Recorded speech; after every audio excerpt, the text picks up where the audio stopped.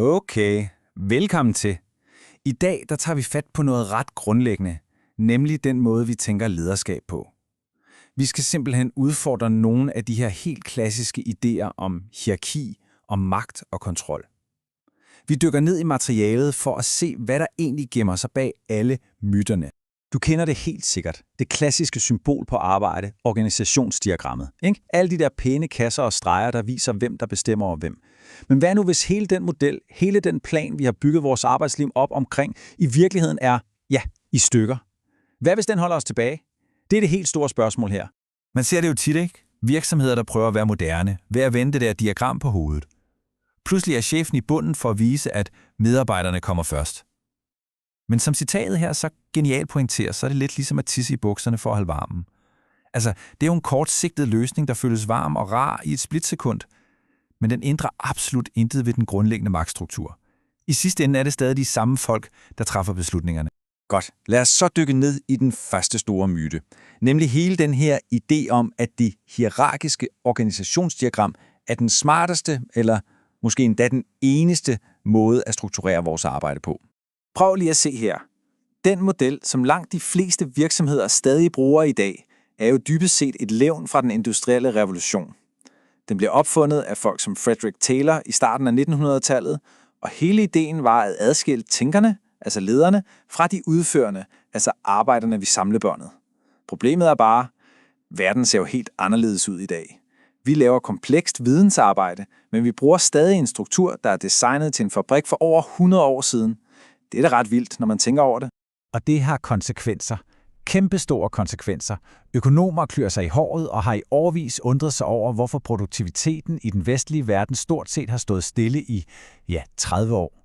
Tænk nu, hvis en stor del af svaret ligger lige for næsen af os. Tænk, hvis det er fordi, vi prøver at løse det 21. århundredes problemer med en model fra det 20. århundrede. Så det er ikke bare, fordi det er lidt gammeldags. Nej, det er direkte skadeligt for forretningen. Som Steve Denning fra Forbes skriver her, så er hierarkiet simpelthen alt for ineffektivt. Vigtige beslutninger bliver bremset, fordi de skal hele vejen op gennem systemet til en leder, der måske slet ikke sidder med den rigtige viden. I en verden, der bevæger sig lynhurtigt, er den model jo en ren stopklods. Okay, lad os gå videre til den næste store myte, vi skal have pillet fra hinanden. Og det handler om det, man kunne kalde for magtens skift. Nemlig den her udbredte forestilling om, at magt er et nødvendigt og effektivt værktøj for en leder.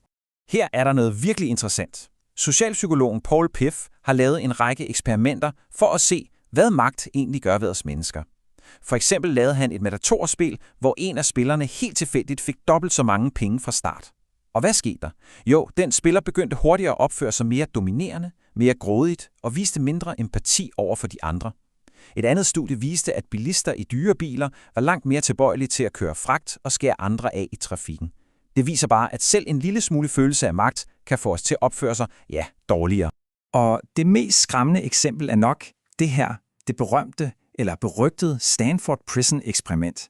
Her gav man en gruppe helt almindelige studerende roller som enten fanger eller fangevogter. Og resultatet? På mindre end en uge begyndte fangevogterne at udøve psykisk terror over fangerne i en grad, så man måtte stoppe forsøget. Selvom eksperimentet senere er blevet kritiseret, så er det altså en ret barsk påmindelse om, hvor hurtigt magt kan korrumpere os. Men okay, hvad er så alternativet til den her form for magt, der er baseret på tvang? Tja, her er Gandhi jo et helt utroligt eksempel. Han havde jo ingen formel magt, ingen hær, ingen titel, men alligevel førte han Indien til selvstændighed. Hvordan? Ved at bruge princippet om ikke-samarbejde. Hans pointe var, at ingen kan tvinge dig til at være lydig. De kan kalde din krop, som han siger, men ikke din lydighed. Det er en helt anden form for magt. Og det her leder os direkte videre til den tredje store myte, vi skal have fat i. Illusionen om kontrol. Altså den her dybt rodfæstede tro på, at stram kontrol er den eneste vej til at få gode resultater. Vi mennesker, vi elsker jo følelsen af kontrol. Men sandheden er, som vi kan se her, at der er utrolig få ting, vi reelt kan kontrollere. Vi kan styre vores egne mål, vores egne opførsel, vores eget mindset. Men alt det andet, hvad andre tænker, hvordan en situation ender, det er jo uden for vores hænder. Det er det, man kan kalde kontrolparadoks. Der findes en helt fantastisk historie, der illustrerer det her perfekt. Den handler om en pilotelev, der er ude på sin allerførste soloflyvning. Pludselig går flyet i spin, og han mister fuldstændig kontrollen. I panik råber han Mayday over radioen. Og ved du, hvad kontroltårnet svarer? Fjern dine hænder og fødder fra kontrollerne. Jeg gentager, fjern dine hænder og fødder fra kontrollerne. Han adlyder, og i det øjeblik, han slipper, retter flyet sig selv op. Nogle gange er den eneste måde at genvinde kontrollen på, at give slip. Det er en virkelig stærk metafor for lederskab, synes jeg. Og den her besættelse af kontrol, den er ikke bare en illusion. Den er også svimlende dyr.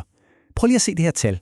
Ifølge analyseinstituttet Gallup koster bureaukrati og topstyret beslutningstagning amerikanske virksomheder, hold fast, $500 milliarder om året. Det er 500 million. Det er prisen for at flytte information op og ned i hierarkiet, så cheferne kan nikke ja eller nej. Tænk lige på, hvad man ellers kunne have brugt alle de penge på. Og det her, citatet fra Gert Tinggaard Svendsen, rammer hovedet lige på sømmet. Kontrol er godt, tillid er billigere.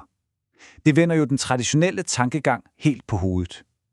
Vi er opdraget til at tro, at kontrol er det sikreste, men i virkeligheden er det langt mere effektivt, og ja, billigere, at investere i at opbygge tillid, i stedet for at bruge en formue på dyre kontrolsystemer.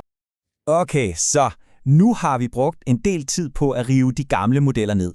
Så nu er det på tide at bygge et alternativ op.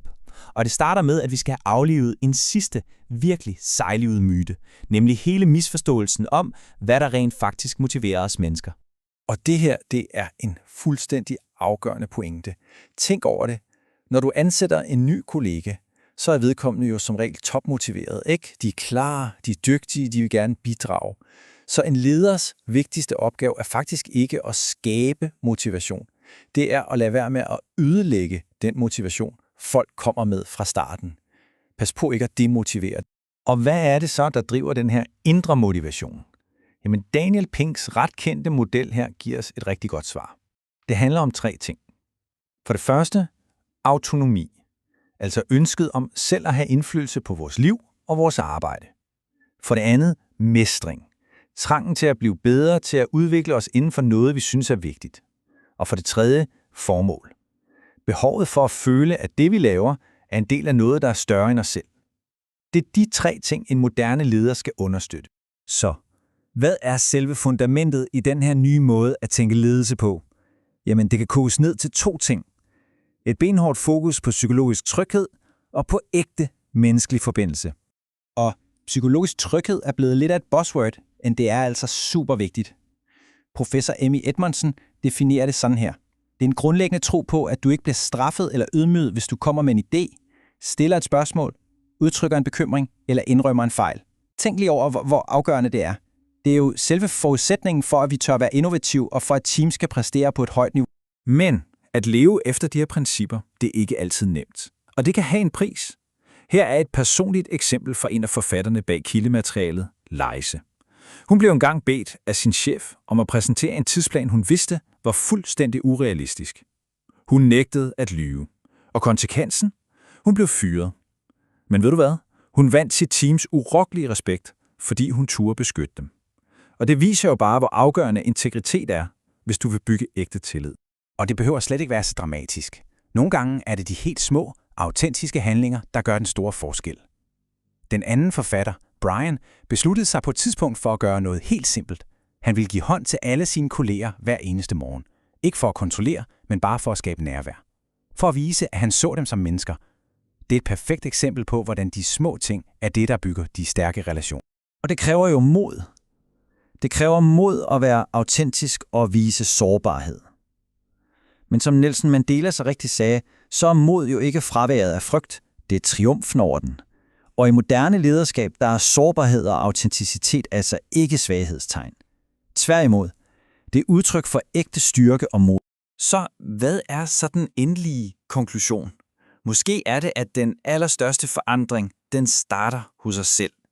Så jeg vil gerne lade dig sidde tilbage med det her spørgsmål. Hvad er den ene ting, du kunne stoppe med at kontrollere i morgen, for at skabe plads til bare en lille smule mere tillid?